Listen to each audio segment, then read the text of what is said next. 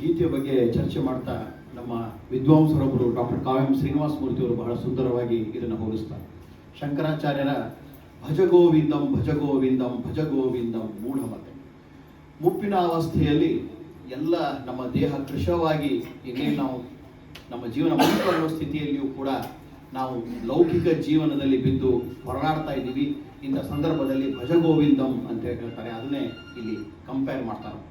ಶರೀಫರನ್ನು ನಾವು ಏನೋ ಒಬ್ಬ ಸಾಮಾನ್ಯ ಮುಸ್ಲಿಂ ಸಂತ ಅಂತ ತಿಳ್ಕೋಬಾರ್ದು. ಶಂಕರಾಚಾರ್ಯರ ಶಿವಾಪರಾಧ ಕ್ಷಮಾಪಣಾ ಸ್ತೋತ್ರವನ್ನು ದಂಡಕದಲ್ಲಿ ಅವರು ಕನ್ನಡದಲ್ಲಿ ಬರೀತಾರೆ. ಅಷ್ಟರ ಮಟ್ಟಿಗೆ ಬಹಳ ವಿಶಿಷ್ಟವಾದಂತಹ ಜ್ಞಾನವನ್ನು ತಮ್ಮ ಗುರುವಾದ ಕಳಸದ ಗೋವಿಂದ ಭಟ್ಟರಿಂದ ಅವರು ಪಡೆದಿರ್ತಾರೆ. ಈ ಪದ್ಯದಲ್ಲಿ ಎಂಥ ನಗಿ ಬಂತ ನನಗೆ. ಒಬ್ಬ ಮುದುಕಿ, ಈ ಮುದುಕಿ ಜೀವನದ ಜಂಜಾಟದಲ್ಲಿದ್ದಾಳೆ. ಇದನ್ನು ಮತ್ತೊಂದು ಪದ್ಯಕ್ಕೆ ಸಮೀಕರಿಸಬಹುದು ನಾವು. ಮತ್ತೊಂದು ಬಹಳ ಪ್ರಸಿದ್ಧ ಪದ್ಯ ಬಿದ್ದಿಯ ಬೇ ಮುದುಕಿ ಅಂತ ಹೇಳಿ. ಶರೀಫರನ್ನ ಇನ್ನೂ ಕೆಲವು ವಿದ್ವಾಂಸರು ಸಂತೆಯೊಳಗಿನ ಸಂತ ಅಂತ ಕರೀತಾರೆ. ಈ ಅನುಭಾವಿಗಳು, ಅವಧೂತರು, ಈ ಶಿಶುನಾಳ ಶರೀಫರು ಇಂತಹ ತತ್ವ ಪದಕಾರರ ಒಂದು ವಿಶೇಷತೆ ಏನಂದ್ರೆ ಎಲ್ಲೋ ಕಾಡಿ ಹೋಗ್ಬೋದು, ಯಾರಿಗೂ ಗೊತ್ತಿಲ್ಲಾರ್ದಂಗೆ ಸಾಧನೆ ಮಾಡೋರು.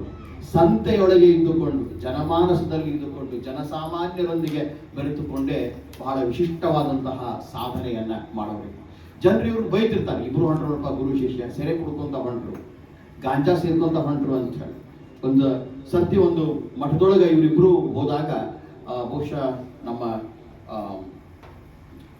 ಹುಬ್ಬಳ್ಳಿಯ ಸಿದ್ಧಾರೂಢ ಮಠ ಇರಬಹುದು, ನೋಡ್ರಿ ಇವರು ಸೆರೆ ತಗೊಂಡು ಮಠಕ್ಕೆ ಬಂದಾರ ಅಂತ ಹೇಳಿ ಭಕ್ತರು ಆಪಾದನೆ ಮಾಡಿದಾಗ ಅವಾಗ ತೆಗೆದು ನೋಡ್ರಿ ಇದು ಹಾಲೈತಿ ಅಂತ ಹೇಳಿ ಅಂತಾರ ಗುರು ಗೋವಿಂದ ಭಟ್ಟರು. ತೆಗೆದು ನೋಡಿದಾಗ ಇವರು ತೆಗೆದುಕೊಂಡು ಹೋದಂತಹ ಶಂಕ್ರಿ ಅಂತ ಕರೀತಾರೆ ಅವರು ಸೆರೆನ, ಆ ಶಂಕ್ರಿ ಹಾಲಾಗಿತ್ತು. ಸೊ ಅಂತಹ ಪವಾಡ ಪುರುಷರು ಕೂಡ ಅವರಾಗಿದ್ದರು. ಇಲ್ಲಿ 8 ಅನ್ನುವಂತಹ ಒಂದು ಪದ ಬರ್ತದೆ. ಈ ಪದದ ಬಗ್ಗೆ ಬರಿತಾ ವಿದ್ವಾಂಸರು ಹೇಳ್ತಾರೆ, ಇದು ಅಷ್ಟಾವರಣದ ಪರಿಕಲ್ಪನೆ ಅಂತ ಹೇಳಿ. ನಮ್ಮ ಶಕ್ತಿ ವಿಶಿಷ್ಟಾದ್ವೈತ ಸಿದ್ಧಾಂತದಲ್ಲಿ ಅದ್ವೈತದ ಮುಂದಿನ ಹಂತವನ್ನು ಬರಿತಾ ಬಸವಣ್ಣವರು ಏನು ಹೇಳ್ತಾರೆ ಅಂತಂದ್ರೆ, ಇಲ್ಲಿ ಶಕ್ತಿ ಅಂದ್ರೆ ದೇವರು, ಪಾರ್ವತಿ. ಏನು ನಮ್ಮ ರಾಮಾನುಜಾಚಾರ್ಯರ ಶ್ರೀ ವೈಷ್ಣವ ಸಿದ್ಧಾಂತದಲ್ಲಿ, ಈ ಶ್ರೀ ವೈಷ್ಣವ ಸಿದ್ಧಾಂತದಲ್ಲಿ ರಾಮಾನುಜಾಚಾರ್ಯ ಏನು ಹೇಳ್ತಾರೆ ಅಂದ್ರೆ, ಮಧ್ವಾಚಾರ್ಯಕ್ಕಿಂತ ಭಿನ್ನವಾಗಿ ಲಕ್ಷ್ಮಿ ಇರಬೇಕಲ್ಲಿ. ನೀವು ವಿಷ್ಣುವನ್ನ ಆರಾಧನೆ ಮಾಡ್ತೀರಿ, ಮಧ್ವಾಚಾರ್ಯರು ವಿಷ್ಣುವನ್ನ ಮಾತ್ರ ಆರಾಧನೆ ಮಾಡ್ರಿ ಅಂತ ಹೇಳಿ, ಹರಿಸರ್ವೋತ್ತಮ ವಾಯು ಜೀವೋತ್ತಮ. ಇವರು ರಾಮಾಚಾರ್ಯ ಏನು ಹೇಳ್ತಾರೆ ಅಂದ್ರೆ, ನೀವು ಬರೇ ವಿಷ್ಣುವನ್ನ ಆರಾಧನೆ ಮಾಡಿದ್ರೆ ಉಪಯೋಗಿಲ್ಲ, ವಿಷ್ಣುವಿನ ಜೋಡಿ ಲಕ್ಷ್ಮಿಯನ್ನ ಆರಾಧನೆ ಮಾಡಲೇಬೇಕು ಅಂತ ಹೇಳ್ತಾರೆ. ಅದನ್ನೇ ಸ್ವಲ್ಪ ಎಕ್ಸ್ಟೆಂಡ್ ಮಾಡಿ ಬಸವಣ್ಣವ್ರು ಏನು ಹೇಳ್ತಾರೆ ಅಂತಂದ್ರೆ, ಪಾರ್ವತಿ ಅಂದ್ರೆ ಶರಣ ಸತಿ ಲಿಂಗಪತಿ ಭಾವ. ಇದನ್ನ ನಮ್ಮ ಸೂಫಿ ಸಂತರು ಸ್ವಲ್ಪ ಉಲ್ಟಾ ಮಾಡ್ತಾರೆ.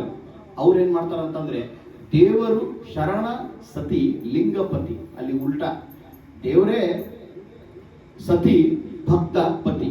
ಇದನ್ನ ಎರಡನ್ನೂ ತೆಗೆದುಕೊಂಡ್ಬಿಡ್ತಾರೆ ತಮ್ಮ ಶರೀಫರು. ಮಾಡಿ ಅಷ್ಟಾವರಣದ ಮೂಲಕ ಸಾಧನೆಯನ್ನ ಮಾಡಬೇಕು ಅಂತಂದ್ರೆ, ಮುದುಕಿ ನೀ ಜಗತ್ತಿನ ಜಂಜಟದಲ್ಲಿ ಸಿಕ್ಕಿ, ಜಗತ್ತಿನಲ್ಲಿ ಜಂಜಟದಲ್ಲಿ ಮುಪ್ಪಿನ ಅವಸ್ಥೆಯಲ್ಲಿಯೂ ಕೂಡ ನೀನು ದೇವರ ಒಂದು ನಾಮಸ್ಮರಣೆಯನ್ನ ಅಥವಾ ಆಧ್ಯಾತ್ಮ ಸಾಧನೆಯನ್ನ ಮಾಡ್ತಾ ಇಲ್ಲ. ಇದು ನೋಡಿ ಎಂಥ ನಗಿ ಬಂತ ನನಗ ಅಂತ ಹೇಳಿ ಹೇಳ್ತಾರೆ. ಮುಂದಿನ ಗೀತೆಗೆ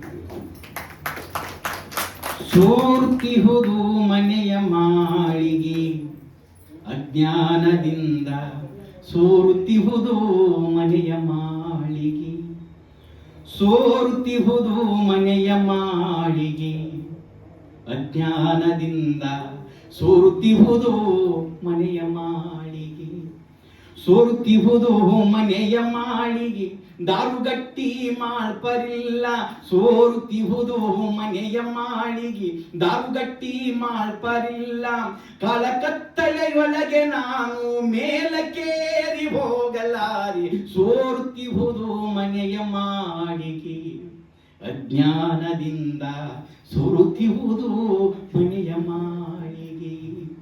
ಮುರುಕು ತೊಲೆಯು ಹುಡುಕು ಜಂತಿ, ಮುರುಕು ತೊಲೆಯು ಹುಡುಕು ಜಂತಿ, ಕೊರೆದು ಸರಿದು ಕೀಲ ಸಡಲಿ, ಹರಕು ಚಪ್ಪರ ಜೇರುಗುಂಡಿ ಮೇಲಕ್ಕೇರಿ ಹೋಗಲಾರಿ, ಸೋರುತ್ತಿಹುದು ಮನೆಯ ಮಾಳಿಗೆ ಅಜ್ಞಾನದಿಂದ, ಸೋರುತ್ತಿಹುದು ಮನೆಯ ಮಾಳಿಗೆ.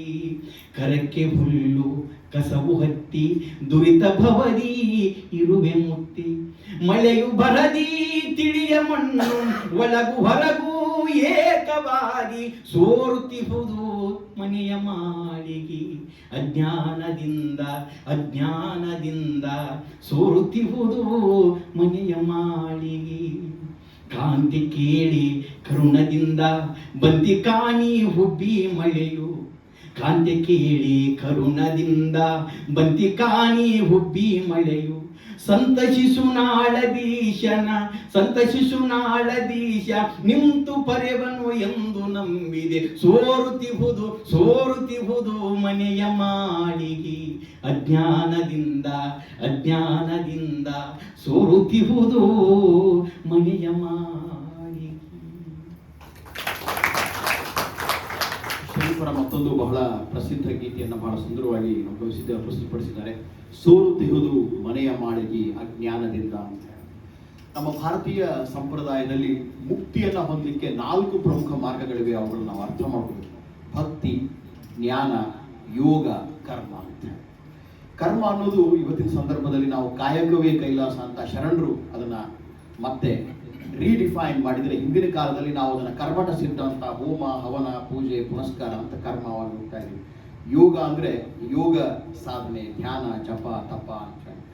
ಜ್ಞಾನ ಅಂದರೆ ನಾವು ಮುಕ್ತಿಗೆ ಅತ್ಯಂತ ಹತ್ತಿರವಾದ ಜ್ಞಾನವನ್ನು ಪಡ್ಕೊಳ್ಳೋದು. ಭಕ್ತಿ ಅಂದರೆ ನಿರ್ಮಲವಾದಂತಹ ಭಕ್ತಿ.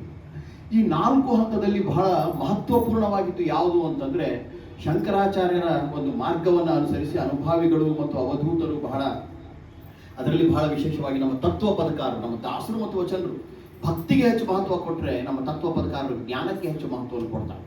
ಈ ಪದದಲ್ಲಿ ಅವ್ರು ಏನು ಹೇಳ್ತಾರೆ ಅಂತಂದ್ರೆ, ಸೋರುತ್ತಿಹುದು ಮನೆಯ ಮಾಳಿಗೆ. ಮನೆ ಅಂತಂದ್ರೆ ಈ ಒಂದು ದೇಹದ ಸಂಕೇತ. ಮನೆಯ ಮಾಳಿಗೆ ಅಂತಂದ್ರೆ ನಮ್ಮ ತಲೆ.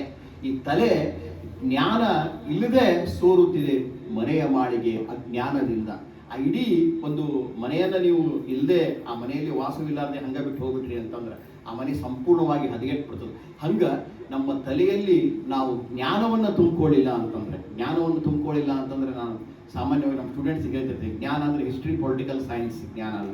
ಜ್ಞಾನ ಅಂದರೆ ಅದು ಆಧ್ಯಾತ್ಮದ ಜ್ಞಾನ. ಆಧ್ಯಾತ್ಮದ ಜ್ಞಾನವನ್ನು ನಾವು ತುಂಬಿಕೊಳ್ಬೇಕು ಅಂತ ಹೇಳಿ ಶರೀಫರು ಹೇಳ್ತಾರೆ. ಆ ಆಧ್ಯಾತ್ಮದ ಜ್ಞಾನವನ್ನು ಬಹಳ ಸರಳವಾದ ಸಿಂಪಲ್ ಆದಂಥ ಶಬ್ದಗಳಲ್ಲಿ ಬರೀತಾರೆ. ಓದಿಕೋ ಶಿಶುನಾಳನ, ಓದಿಕೋ ಶರೀಫನ ಪುರಾಣ, ಓದಿಕೋ ಕಿತಾಬು ಯಾಕೆ ಬೇಕು ಅಂತ ಬರೀತಾರೆ. ನೋಡಿ ಶಬ್ದಗಳ ಬಳಕೆ ಹೇಗಿದೆ. ಕಿತಾಬ್ ಪುಸ್ತಕ ಏನೂ ಬೇಕಾಗಿಲ್ಲ, ಬರೀ ಶರೀಫರ ಪದಗಳನ್ನು ನೀನು ಸರಿಯಾಗಿ ತಿಳ್ಕೋ ಅಂತ ಹೇಳಿ. ಕುಂಬಾರ ಮುದುಕಪ್ಪ ಮತ್ತು ಅವರ ಮಗ ಬಸಮ್ಮನ ಒಂದು ಘಟನೆಯನ್ನು ಹೇಳಲೇಬೇಕು. ಶರೀಫರು ತಮ್ಮ ಸಮೀಪದ ಊರು ಗುಡಿಗೇರಿ ಅಂತಂದ್ರೆ ಆ ಗುಡಿಗೇರಿಗೆ ಹೋಗ್ತಾ ಇದ್ರು. ಅಲ್ಲಿ ಒಬ್ಬ ಕುಂಬಾರ ಮುದುಕಪ್ಪ ಅಂತಿದ್ದ. ಆ ಕುಂಬಾರ ಮುದುಕಪ್ಪ ಭಾಳ ಚಂದ ಅಕ್ಷರ ಬರೀತಿದ್ದ. ಶರೀಫರು ಎಂದು ಪೆನ್ನು ಇದನ್ನ ಹಿಡಿದು ಬರೀಲಿಲ್ಲ. 1819ರಲ್ಲಿ ಜನಿಸ್ತಾರೆ ಅವರು. 1889ರಲ್ಲಿ ಅವರು ಕಾಲವಾಗ್ತಾರೆ. ಈ ಸಂದರ್ಭದಲ್ಲಿ ಆ ಗಲುಗಿನ ಪೆನ್ಗಳು ಇರ್ತಾವೆ.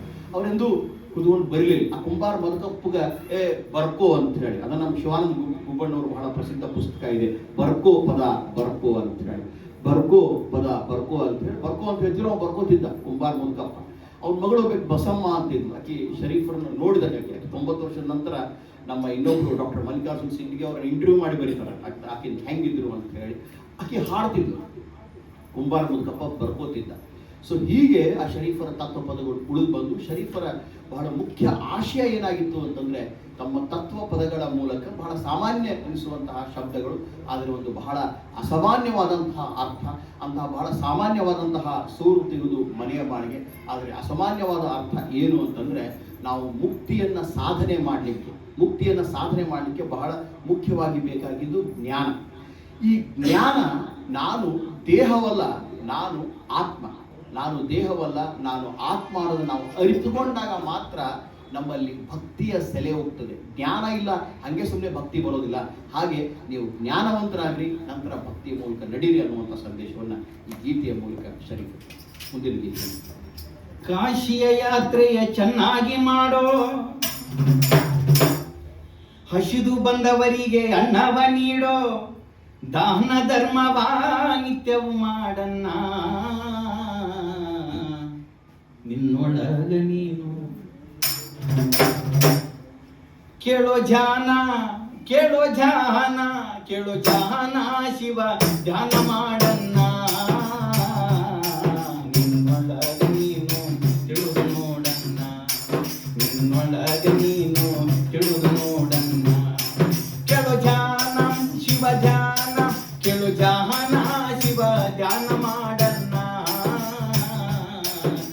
ನಿನ್ನೊಳಗ ನೀನು ತಿಳಿದು ನೋಡನ್ನ ನಿನ್ನೊಳಗ ನೀನು ತಿಳಿದು ನೋಡನ್ನ ಸ್ವಕ್ಕವ ಸುಟ್ಟು ಬೂದಿಯ ಮಾಡೋ